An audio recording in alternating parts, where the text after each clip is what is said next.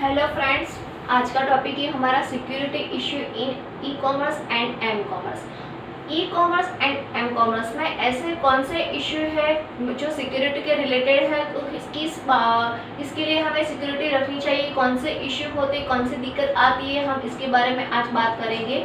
तो हमें पता है कि जो हमारा इंटरनेट है वो कैसा है कि internet is a public network. वो पब्लिक नेटवर्क है, एक साथ 1000 और पर्सनल कंप्यूटर या फिर प्राइवेट कंप्यूटर होते हैं, वो बहुत सारे कंप्यूटर एक साथ कनेक्टेड नेटवर्क के साथ कनेक्टेड होता है। तो ये दिक्कत होती है कि कहीं इन बिटवीन टाइम कोई हमारा डेटा यूज़ ना कर ले, मिसयूज़ ना कर ले, या फिर अगर हम कोई इंफॉर्मेशन देते हैं, हम कोई भी चीज़ ऑर्डर करते हैं, तो क्या होता है कि हमें हमारी इन्फॉर्मेशन देनी होती है कि हमारा शिपिंग मतलब हमारा एड्रेस हो, या फिर आप ई पेमेंट का यूज़ करते हो तो उसके अंदर क्रेडिट कार्ड का यूज़ करते हो। तो क्या होगा कि अगर कोई ये ट्रांसमिशन के दौरान कोई भी अनऑथोराइज पर्सन या फिर हैकर है, तो वो आपका डेटा आपका डेटा ले सकता है, मिसयूज़ कर सकता है। तो ऐसे इश्यू होते रहते हैं।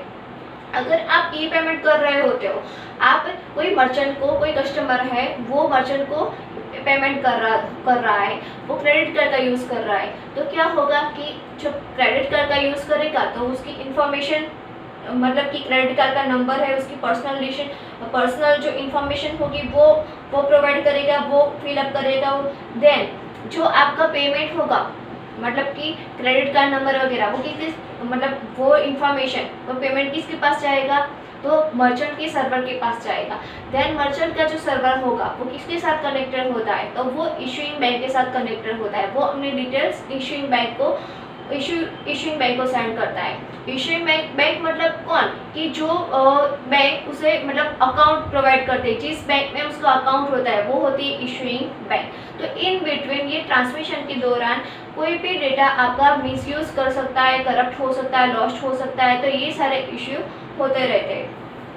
आप सेकंड एग्जांपल भी ले सकते हो, जैसे कि आप कोई कस्टमर है, उसने 10 आइटम्स का ऑर्डर दिया है, तो क्या होगा कि आपका डेटा चेंज भी हो सकता है कि इनके दौरान जो 10 आइटम्स है उसकी जगह कोई जो अनऑथराइज पर्सन 100 आइटम्स भी कर सकता है, 15 आइटम्स भी कर सकता है। तो क्या होगा इससे कि जो मर्चेंट होगा वो आपसे तो 100 या फिर 50 की आइटम्स के बारे में पूछेगा, उसके पैसे आपको देने पड़ेंगे। तो ये सारे इश्यू होते रहते हैं। तो अगर ये कि कोई अनऑथराइज पर्सन, कोई हैकर, ये सारे इश्यू ये सारा जो वर्क है, जैसे कि डेटा को चेंज करना, डेटा लॉस्ट करना, ये सारे काम ना करे, इसके लिए क्या होना जरूरी है, एस्पेक्ट 4 इम्पोर्टेंट एस्पेक्ट हमारी बुक में है। कौन से है? फर्स्ट है confidentiality, second integrity, third authorisation and fourth है नॉन रेपुटेशन। इसके अंदर क्या है कि अब हमारे जो क्रेडिट कार्ड की इंफॉर्मेशन, डेबिट कार्ड का, जो भी आप ऑनलाइन बैंकिंग का यूज़ करते हो, तो ये सारे इसका हम यूज़ ई कॉमर्स और एम कॉमर्स में करते हैं। तो हमारी प्रोटेक्शन के लिए इस सारे एस्पेक्ट का यूज़ करना ज़रूरी है। तो एम कॉमर्स और ई कॉमर्स को ये सारे एस्पेक्ट करने चाहिए। कौन से? तो फर्स्ट है कॉन्फिडेंटिलिटी। इसमें क्या आएगा? Use cryptography. क्रिप्टोग्राफी मतलब क्या है? क्रिप्टोग्राफी एक फॉर्म है कि आपका जो आपकी इंफॉर्मेशन होती है वो नॉन रीडेबल फॉर्म में बना देते हैं। It's called decryption, encryption, decryption. Confidentiality में क्या आएगा कि जो आपका मैसेज है वो क्रिप्टोग्राफी का यूज़ करके वो क्या रहेगा, सीक्रेट रहेगा। कोई भी आपका मैसेज, आपका इंफॉर्मेशन पढ़ नहीं सकता है। कैसे? तो क्रिप्टोग्राफी का यूज़ करके। क्रिप्टोग्राफी में एक प्रॉपर की का यूज़ करके हम फिर उस टेक्स्ट या फिर मैसेज को डिक्रिप्ट कर सकते हैं। आपने जो मैसेज इंक्रिप्ट किया है तो फिर आपने सेंड कर दिया है, जब वो रिसीवर को मिलेगा तो एक की का यूज़ करके, एप्रोप्रिएट की का यूज़ करके, फिर वो रिसीवर उसे वापस से इंक्रिप्ट जो फॉर्म में मैसेज था वो फॉर्म में ला सकता है। तो हमें ये बात है कि यहाँ पे ई कॉमर्स और एम कॉमर्स के अंदर किसका यूज़ करना चाहिए? कॉन्फिडेंटिलिटी का यूज़ करना चाहिए, जिससे हमारा डेटा और इंफॉर्मेशन सेफ रहे। सेकंड है इंटीग्रिटी। इंटीग्रिटी क्या श्योर करता है? इंटीग्रिटी के अंदर ये है कि आपका जो कोई भी मैसेज है या फिर आपका डेटा है, आपने कुछ ऑर्डर किया है, प्रोडक्ट ऑर्डर की है, तो वो क्या होनी चाहिए, आपका डेटा चेंज होना नहीं चाहिए। जैसे हमने आगे एग्जांपल लिया कि अब आपने तो 10 आइटम्स का ऑर्डर दिया है, लेकिन वो चेंज होके 50 या 100 हो जाती है। मतलब कि अगर ये ऐसा होता है, कोई भी हैकर ऐसा करता है, अनऑथराइज पर्सन करता है ऐसा, तो फिर उसे डिटेक्ट भी आप कर सको। तो ऐसे भी फैसिलिटी होनी चाहिए कि अगर कोई भी एक्सीडेंटली या फिर जानबूझ के आपका डेटा चेंज करता है, तो उस पर्सन को, उस अनऑथराइज पर्सन को आप डिटेक्ट कर सके, उसकी भी फैसिलिटी इंटीग्रिटी में होनी चाहिए। देन थर्ड है ऑथोराइजेशन। ऑथोराइजेशन के अंदर क्या होगा, उसके नाम पर से आपको पता चला जाता है कि ऑथोरिटी की बात होगी यहाँ पे, कि हमें ऐसे ही इंसान को ऑथोरिटी देनी चाहिए कि जिसके पास लॉगिन आईडी हो, पासवर्ड हो, वही इंसान आपके सिस्टम का यूज़ कर सके।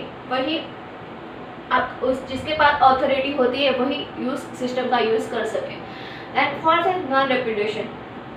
नॉन रेपुटेशन में क्या होगा कि फॉर एग्जांपल कई बार क्या होता है कि कोई कस्टमर कोई प्रोडक्ट का ऑर्डर दे देता है, देन उसके बाद वो मना कर देता है, कैंसिल कर देता है ऑर्डर। तो क्या होगा कि अगर मतलब आपके पास आ जाता है, उसके बाद में आप मना कर देते हो, तो क्या होगा कि आप इनकार ना कर सके, ऐसा कोई आपके मतलब कि जो कस्टमर होता है वो उसके ऑर्डर देने के बाद उसे ये ना बोल सके कि नहीं ये मेरा नहीं है, ये प्रोडक्ट मेरा नहीं है, ये ना बोल सके। आपने ऑर्डर दिया है तो फिर आप ये मना नहीं कर सकते कि ये प्रोडक्ट मेरा नहीं है। अगर ऐसा कुछ है तो ऐसी फैसिलिटी होनी चाहिए कि जिससे प्रूव कर सके कि ये कस्टमर ने ही ऑर्डर किया था। और ये फैसिलिटी मतलब ये कौन कर सकता है, तो TTP ट्रस्टेड थर्ड पार्टी, वो क्या करती है कि डिजिटल सर्टिफिकेट देती है और उससे डिजिटल सिग्नेचर से ये प्रूव किया जाता है कि नहीं ये इंसान, ये कस्टमर ने ही ऑर्डर दिया था। तो नॉन रेपुटेशन के अंदर क्या आएगा कि कोई इंसान ऑर्डर देने के बाद, कोई भी कस्टमर है ऑर्डर देने के बाद वो मना नहीं कर सकता कि ये मैंने दिया था। अगर ऐसा है तो TTP trusted third party through हम उसे प्रूव कर सकते हैं। तो ऐसे भी एक फैसिलिटी होनी चाहिए। देन उसके बाद है इंटरनेट सिक्योरिटी थ्रेड्स। इंटरनेट के सिक्योरिटी के लिए ऐसे कौन से थ्रेड्स है, तो फर्स्ट है मैलिशियस कोड। मैलिशियस कोड, इसका नाम तो आपने सुना ही होगा कि ये क्या है। मैलिशियस कोड क्या होता है, तो ऐसा एक कोड होता है जो हमारी सिस्टम को, हमारे कंप्यूटर को क्या करता है, वो डैमेज करता है। तो इट्स कॉल्ड मैलिशियस कोड। इससे क्या होगा, हमारे सिस्टम, हमारे कंप्यूटर को वो डैमेज करता है, तो उससे क्या होता है, तो हमारा जो कंप्यूटर सिस्टम होती है वो स्लो भी हो जाती है। कई बार हमारे हार्डवेयर को या फिर सॉफ्टवेयर को डैमेज होता है, उसकी वजह से हमारी जो फाइल्स होती है वो लॉस्ट भी हो जाती है, कई बार करप्ट भी हो जाती है। तो ये सारे इश्यू होते हैं। जो ये मैलिशियस कोड होता है वो कई बार मतलब अपने आप भी एक्टिवेट होता है या फिर वो आता कहाँ से है, तो मोस्टली उसका जो वे है ईमेल अटैचमेंट। जो ईमेल का अटैचमेंट होता है उससे ज़्यादातर वो वायरस आ सकता है। जैसे आप वायरस भी बोल सकते हो, मैलिशियस कोड भी बोल सकते हो। या फिर आप कहीं भी जगह पे क्लिक करते हो, देन कोई अटैचमेंट ओपन करते हो, आप कुछ परफॉर्म करते हो, तब वो वायरस एक्टिव हो जाता है, जो क्या करेगा, आपकी फाइल डिलीट करता है, आपकी इंफॉर्मेशन चुराता है या फिर सॉफ्टवेयर हार्डवेयर को डैमेज करता है, करप्ट फाइल्स को करेक्ट कर देता है। तो ये सारे इश्यू मैलिशियस कोड में होते रहते हैं। देन फर्स्ट यहाँ पे MCQ याद रखना है कि जो मैलिशियस कोड क्या करता है, तो हमारे कंप्यूटर और सिस्टम को डैमेज करता है। देन सेकंड है स्नीफिंग। स्नीफिंग क्या है, वन टाइप ऑफ प्रोग्राम। यहाँ पे भी MCQ हो रहा है। Sniffing, what is sniffing, it is one type of program. First देखें जो सिक्योरिटी इश्यू में थे, security issue in e-commerce and m-commerce, वहाँ पे भी MCQ हो रहा है कि हम इंटरनेट है वो कौन सा नेटवर्क है, तो पब्लिक नेटवर्क है। इश्यू के लिए, सिक्योरिटी इश्यू के लिए जो कितने इम्पोर्टेंट एस्पेक्ट है, तो 4 इम्पोर्टेंट एस्पेक्ट है। ये भी सेकंड MCQ हो रहा है। कॉन्फिडेंशियलिटी में किसका यूज़ करते हैं हम, क्रिप्टोग्राफी का यूज़ करते हैं। क्रिप्टोग्राफी बाद में डीप में भी आने वाला है, अभी याद रखो कि किसका यूज़ होता है कॉन्फिडेंशियलिटी में, तो क्रिप्टोग्राफी का यूज़ होता है। देन हम बात करेंगे स्नीफिंग की। स्नीफिंग क्या है, वन टाइप ऑफ प्रोग्राम। ये कैसा प्रोग्राम है? तो जैसे हमारे फ़ोन में हमारी बातचीत के हम रिकॉर्डिंग करते हैं, तो वैसे ही ये जो स्नीफिंग होता है वो क्या करता है, थ्रू इंटरनेट हमारी जो इन्फॉर्मेशन होती है, जो हम कंप्यूटर या फिर राउटर से उसे ट्रांसमिट करते हैं, कहाँ, तो सेंडर या फिर रिसीवर को ट्रांसमिट करते हैं, तो जो ये इन्फॉर्मेशन होती है वो क्या करती है, रिकॉर्ड करती है। किससे करती है? कंप्यूटर या फिर राउटर से जो भी इंफॉर्मेशन हम देते हैं सेंडर को या रिसीवर को, तो वो इंफॉर्मेशन को वो क्या करती है, रिकॉर्ड करती है। जैसे हम मोबाइल में हमारे स्मार्टफोन में रिकॉर्ड करते हैं बातचीत, तो वैसे ही ये इंफॉर्मेशन यहाँ पे रिकॉर्ड होती है। याद रखना है स्नीफिंग के अंदर क्या आएगा, कंप्यूटर या राउटर से जो भी इंफॉर्मेशन हम देते हैं वो इंफॉर्मेशन क्या होती है, यहाँ पे रिकॉर्ड होती है। स्नीफिंग क्या है, तो वन टाइप ऑफ प्रोग्राम है, ये यहाँ पे हमें याद रखना है। इसमें जो स्नीफर है, और एक बात की, जो ये स्नीफर है वो हमारे ईमेल एड्रेस ईमेल को भी पढ़ सकता है, देन हमारा क्रेडिट कार्ड नंबर, पासवर्ड, ये सारे क्रेडिट कार्ड नंबर है, पासवर्ड है, लॉगिन आईडी है, तो ये चीज़ें भी स्नीफर प्रोग्राम रीड कर सकता है। तो ये भी याद रखना है कि जो क्रेडिट कार्ड नंबर है, ईमेल्स है, पासवर्ड है, तो कौन पढ़ सकता है, तो जो स्नीफिंग है, स्नीफर है, तो ये program email messages, login, password and credit card numbers को भी ये पढ़ सकता है। देन थर्ड है DOS, जिसका फुल फॉर्म है डेनियल ऑफ सर्विस अटैक। इसके ऊपर से ऐसा कुछ होगा कि इसमें अटैक की बात होगी, तो सही है। जो DOS क्या है, वो क्या करेगा, हमारी जो मशीन है, कंप्यूटर है, उसके ऊपर एक अटैक करता है, जिससे क्या होगा कि हमारा नेटवर्क अगर शटडाउन मतलब बंद हो जाता है, एक बार स्लो भी हो जाता है, तो ये सारी चीज़ें इसमें होती है। ये जो हैकर्स होते हैं या फिर अनऑथराइज पर्सन अटैकर भी आप बोल सकते हो, तो वो क्या करते हैं कि हमारी वेबसाइट ऊपर हमारे नेटवर्क को टारगेट बना के उसके ऊपर अटैक करते हैं। जैसे क्या होगा, आप जो भी वर्क कर रहे हो, जैसे कि ऑनलाइन अकाउंट का या फिर बैंक का काम कर रहे हो, कोई भी आप वर्क कर रहे हो, तो वो वर्क आपका बंद हो जाएगा, आपका डेटा भी वो चुरा सकते हैं, आपका नेटवर्क स्लो हो जाएगा, नेटवर्क पे ट्रैफिक भी जाम हो जाएगा, तो ये सारी चीज़ें इसमें हो सकती है। देन है fourth, cyber vandalism. Cyber vandalism में किसकी बात है, तो हम एक एग्जांपल लेंगे कि कोई अटैकर है, तो वो क्या करेगा कि कोई भी वेबसाइट है, तो वो वेबसाइट को जो है नहीं वो अपनी बताएगा कि ये वेबसाइट उसकी है, ऐसे रिप्लेस कर देगा वेबसाइट को। जिससे क्या होता है कि अगर आप कोई भी वेबसाइट ओपन करते हो, तो क्या होगा, आप गलती से उसकी वेबसाइट पर चले जाते हो, तो ये किस में होता है, साइबर वैंडलिज्म में होता है कि जो चीज़ उसकी है नहीं वो उस क्या करता है, उसे रिप्रेजेंट करता है।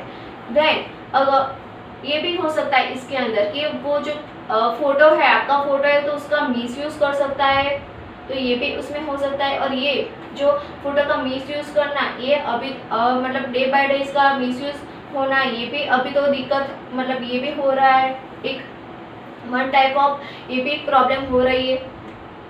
देन है स्पूफिंग। स्पूफिंग क्या है, जिसे आप मास्कुरेडिंग भी बोल सकते हो, इट्स ऑल्सो कॉल्ड मास्कुरेडिंग। वो क्या करेगा, इसके अंदर भी यही है कि जो है नहीं वो आपको रिप्रेजेंट करता है, मतलब कि वेबसाइट आप किसी और की है, लेकिन वो क्या बोलेगा कि ये मेरी वेबसाइट है। जैसे कि जीस्फान नाम की वेबसाइट है, तो जीस्फान की वेबसाइट का जो IP एड्रेस होगा वो चेंज कर देगा, उसमें वो अपना IP एड्रेस डाल देगा। तो क्या होगा कि जब भी हम ये वेबसाइट में विजिट करते हैं तो उसकी वेबसाइट पर जाते हैं, तो इसे वो रिप्लेस कर सकता है, जो उसका है नहीं उसको ये रिप्रेजेंट करता है। किसके अंदर, स्पूफिंग के अंदर।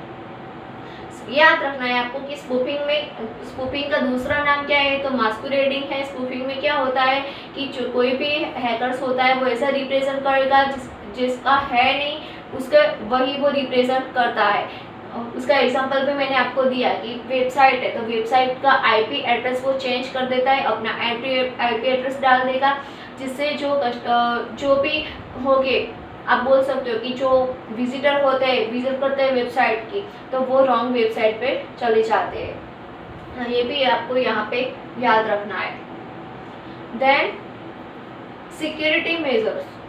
कौन से होते हैं सिक्योरिटी के लिए, मतलब कि ये सारे इश्यू के लिए, थ्रेड्स के लिए कौन सी सिक्योरिटी हमें रखनी चाहिए। तो फर्स्ट है एंटीवायरस सॉफ्टवेयर। एंटीवायरस सॉफ्टवेयर, ये भी आपको पता है कि एंटीवायरस सॉफ्टवेयर क्या है। तो वन टाइप ऑफ प्रोग्राम है जो क्या करता है, वायरस को, हमारी कंप्यूटर या मशीन में जो वायरस है उसे डिटेक्ट करता है।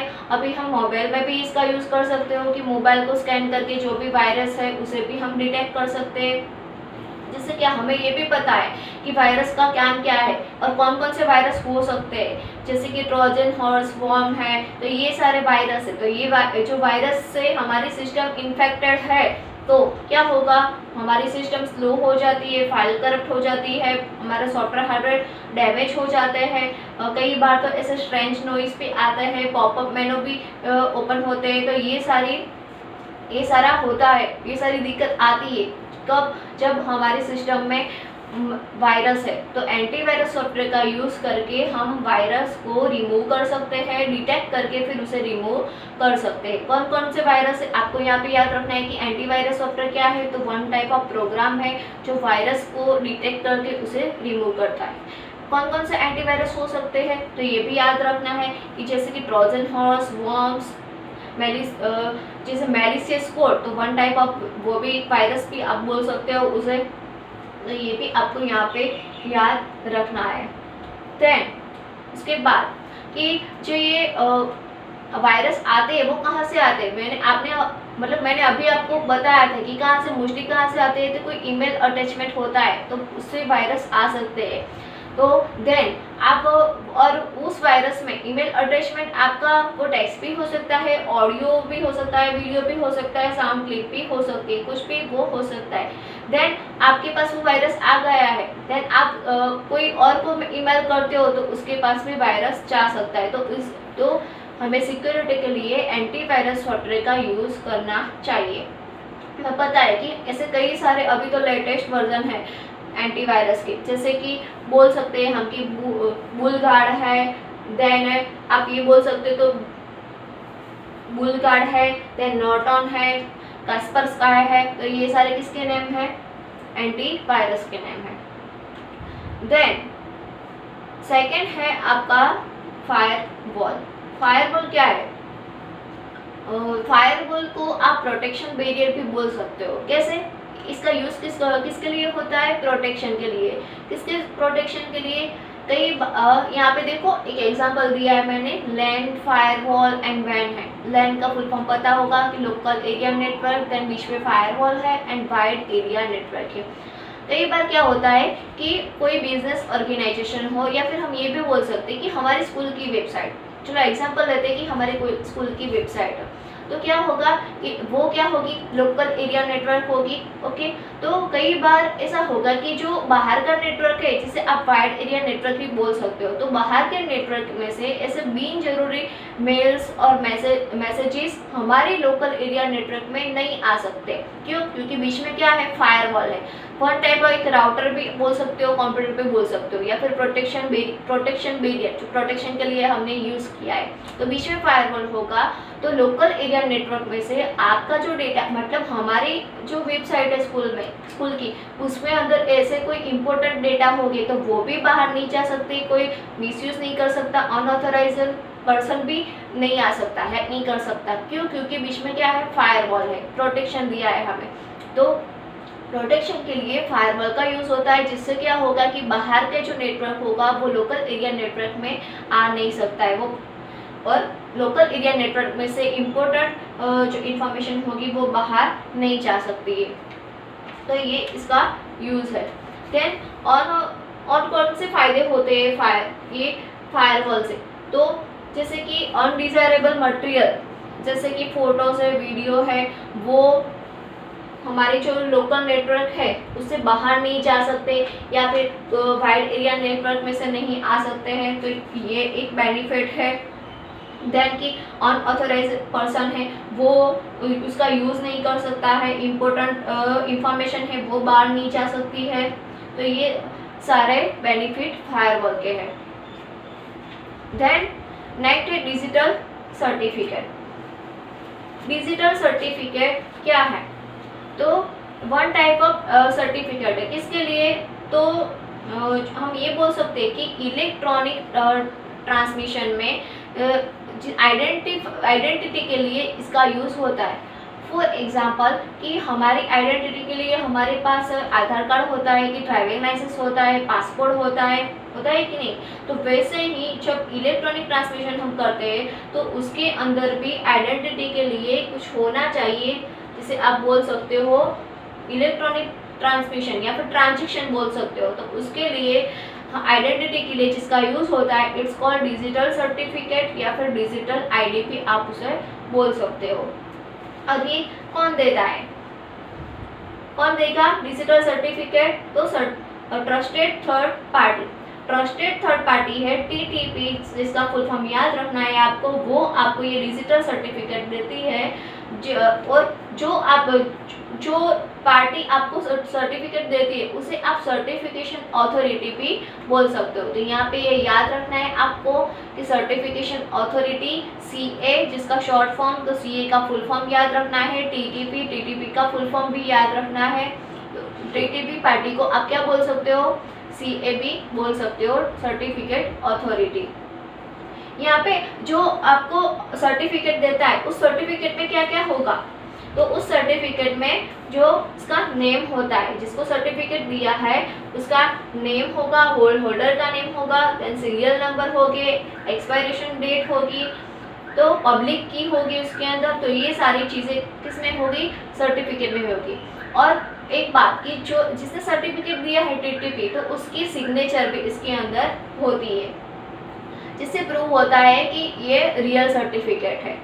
तो आई होप आपको समझ में आया होगा डिजिटल सर्टिफिकेट और firewall, antivirus software, TTP, CA, ये सब समझ में आ गया होगा। इसमें कौन से एमसीक्यू हो गए डिजिटल सर्टिफिकेट में? कि डिजिटल सर्टिफिकेट और आप डिजिटल आईडी भी बोल सकते हो, दूसरा नाम। कौन देता है? ट्रस्टेड थर्ड पार्टी थ्रू दिया जाता है, उस पार्टी को सर्टिफिकेट अथॉरिटी भी बोला जाता है। इसमें क्या क्या होता है? तो सर्टिफिकेट के अंदर होल्डर का नेम होगा, एक्सपायरेशन डेट होगी, देन जो जिसने सर्टिफिकेट दिया है उसकी सिग्नेचर होगी, सीरियल नंबर होगा। तो ये सारी चीज़ें सर्टिफिकेट के अंदर होती है। देन सिक्योरिटी मेजर्स है क्रिप्टोग्राफी। जो आगे भी हमने देखा था कॉन्फिडेंटियलिटी में, मैंने आपको बोला था कि इसमें इंक्रिप्शन, डिक्रिप्शन आता है। तो ये क्रिप्टोग्राफी है क्या? तो ये जो क्रिप्टोग्राफी है वो क्या है? वन टाइप ऑफ आर्ट है। इसका आर्ट कि आपकी जो इंफॉर्मेशन है उसे प्रोटेक्ट करने के लिए हम उसे अनरीडेबल फॉर्म में क्या करेंगे? ट्रांसफर करेंगे, तो उसे बोला जाता है क्रिप्टोग्राफी। आई होप आपको पता चल गया होगा क्रिप्टोग्राफी क्या है। वन टाइप ऑफ आर्ट है जिसमें आपकी जो इंफॉर्मेशन होती है उसे अनरीडेबल फॉर्म में क्या किया जाएगा? ट्रांसफर किया जाएगा। It's called cryptography. कैसे किया जाता है ये? तो उसके लिए किसकी ज़रूरत पड़ती है? क्रिप्टोग्राफी एल्गोरिथम की ज़रूरत पड़ती है। और एल्गोरिथम थ्रू आप मैसेज हो और डेटा हो उसे आप क्या कर सकते हो? इंक्रिप्ट कर सकते हो, डिक्रिप्ट भी कर सकते हो। जो नॉर्मल टेक्स्ट होते हैं उसे आप क्या बोलोगे? Plane text. और जो प्लेन टेक्स्ट को आप क्या करते हो? इंक्रिप्ट करते हो, मतलब कि अनरीडेबल फॉर्म में बनाते हो, अनरीडेबल टेक्स्ट में बनाते हो। It's called cipher text. ये याद रखना है कि नॉर्मल टेक्स्ट क्या हो गए? प्लेन टेक्स्ट हो गए। जैसे कि मैंने नीचे एग्जांपल दिया है कि हाउ आर यू, तो वो क्या है? प्लेन टेक्स्ट है। ऐसा ये मैसेज ऐसा है कि कोई भी वो पढ़ सकता है, मतलब ये मैसेज आप किसी को भेजते हो तो इन बिटवीन जो ट्रांजैक्शन होगा तो वो कोई भी हैकर होगा या फिर अनऑथोराइज पर्सन होगा तो ये मैसेज को पढ़ सकता है। ओके, लेकिन हमें ये मैसेज को क्या करना है? क्रिप्टोग्राफी का यूज करके अनरीडेबल करना है। तो जो आप अनरीडेबल फॉर्म में बनाते हो उसे क्या बोला जाता है? Cipher text. वो कैसे करेंगे? यहाँ पे एक सिंपल एग्जांपल मैंने दिया है कि हाउ आर यू है, तो एच के बाद क्या आता है? आई, ओ के बाद पी। तो वैसे ही सभी अल्फ़ाबेट के बाद जो भी अल्फ़ाबेट आते हैं वो साइफर टेक्स्ट में जो मैंने लिखे। ये तो सिर्फ एक एग्जांपल है। तो रियल में तो रियल में जो हम एल्गोरिथम का यूज़ करते हैं तो ऐसा एकदम ईजी हम आपके प्लेन टेक्स्ट और साइफर टेक्स्ट नहीं होते एल्गोरिथम में। मतलब कि कोई भी जो होता है अनऑथराइज पर्सन वो इजीली उसे साइफर टेक्स्ट नहीं मतलब डिक्रिप्ट नहीं कर सकता है। देन हम ये भी बोल सकते हैं कि ऐसे बहुत सारे डिवाइस का हम यूज़ करते हैं इसके लिए, मैसेज के लिए, डेटा को भेजने के लिए। कौन से डिवाइस का हम यूज़ करते हैं ई कॉमर्स के अंदर? कि मोबाइल, टेलीफोन, ब्लूटूथ डिवाइस भी बोल सकते हो, ATM जिसका फुल फॉर्म है ऑटोमेटिक टेलर मशीन। तो ये सारे डिवाइस का यूज़ भी हम करते हैं। तो इसके लिए प्रोटेक्शन के लिए हमें इंक्रिप्शन का यूज़ करना चाहिए। और बहुत सारे इंक्रिप्शन एल्गोरिथम मार्केट में आज अवेलेबल है। और एक बात कि आपको ये भी क्वेश्चन होगा कि आप ये जो प्लेन टेक्स्ट मतलब ये मैसेज आपने किसी और को भेजा है तो वो डिक्रिप्ट कैसे करेगा? तो वो कैसे करता है कि उसके पास की होगी, या फिर आप उसे बोल सकते हो कि शिफ्ट 1 प्रेस करने से अब वो आपका मैसेज होगा वो क्या हो जाएगा साइफर टेक्स्ट में मतलब जो डिक्रिप्ट फॉर्म में वो आ जाता है। तो वो ऐसे आप भी बोल सकते हो। या फिर यूज़र के पास वो अल्गोरिथम में जैसे आप अल्गोरिथम यूज़ करोगे तो वो आपको पता चल जाता है। तो ऐसे क्रिप्टोग्राफी का यूज़ होता है। किसके लिए? हम कोई भी इंफॉर्मेशन को या डेटा को सिक्योरिटी के लिए, प्रोटेक्शन के लिए किसका यूज़ करना चाहिए हमें? इसका क्रिप्टोग्राफी का, जिसमें किसका यूज़ होता है? Encryption, decryption. इंक्रिप्शन क्या है कि नॉर्मल टेक्स्ट को क्या बोल सकते हो? इंक्रिप्शन। जो प्लेन टेक्स्ट भी बोल सकते हो। और अनरीडेबल टेक्स्ट है उसे आप क्या बोलोगे? Decryption. Encryption and decryption. Then और एक बात कि ये जो प्लेन टेक्स्ट और साइफर टेक्स्ट है वो आपको याद रखने हैं। इसका MCQ भी आ सकता है कि कौन सा प्लेन टेक्स्ट है कौन सा साइफर टेक्स्ट है, तो वो भी आपको याद रखने हैं कि प्लेन टेक्स्ट है वो नॉर्मल टेक्स्ट है एंड साइफर टेक्स्ट है वो अनरीडेबल फॉर्म में आता है। ये भी MCQ आ सकता है कि क्रिप्टोग्राफी में किसका यूज होता है? तो इंक्रिप्शन डिक्रिप्शन में होता है। अब डिक्रिप्शन मतलब क्या कि आपको जो आपका मैसेज है वो आपको सही फॉर्म जो पहले था वो फॉर्म में करना है, तो वो क्या होगा? आपका डिक्रिप्शन। उसके बाद है नेक्स्ट SSL, जिसका फुल फॉर्म है सिक्योर सॉकेट लेयर। इसका SSL का भी आप तो यूज़ कर सकते हो सिक्योरिटी के लिए। मतलब कैसे? तो क्रेडिट कार्ड डिटेल्स का हम यूज़ करते हैं। ओके, आप ऑनलाइन कोई भी ऑर्डर करते हो, मतलब कोई आइटम्स परचेस करते हो ऑनलाइन, तो उसके लिए हमें कई बार क्रेडिट कार्ड की डिटेल्स देनी पड़ती है, ये सारी चीज़ इन्फॉर्मेशन हमें देनी पड़ती है। तो क्या होगा कि हमें ये डर होता है कि कहीं हमारी इन्फॉर्मेशन, क्रेडिट कार्ड की इन्फॉर्मेशन मिसयूज़ ना हो जाए, स्टॉलन ना हो जाए, इसका भी हमें डर रहता है। तो इसके लिए हम SSL का यूज़ कर सकते हो। तो SSL क्या है? वन टाइप ऑफ प्रोटोकॉल है जो किसके लिए यूज़ होता है? वेब ट्रांजैक्शन के लिए। इंटरनेट पे जो हम वेब ट्रांजैक्शन करते हैं तो उसके लिए SSL प्रोटोकॉल का यूज़ होता है। एंड ये याद रखना है हमें कि वो किसने डेवलप किया था? तो नेटस्केप ने डेवलप किया था। MCQ हो रहा है यहाँ पे, बहुत सारे MCQ हो रहे हैं। फर्स्ट ऑफ ऑल तो SSL का full form secure socket layer, then वो किसने डेवलप किया था? नेटस्केप ने डेवलप किया था। वो क्या है? वन टाइप ऑफ प्रोटोकॉल है, ये भी हमें याद रखना है। देन आप इसका SSL का यूज़ करते हो तो और एक तरीका है वेरीसाइन लोगो का।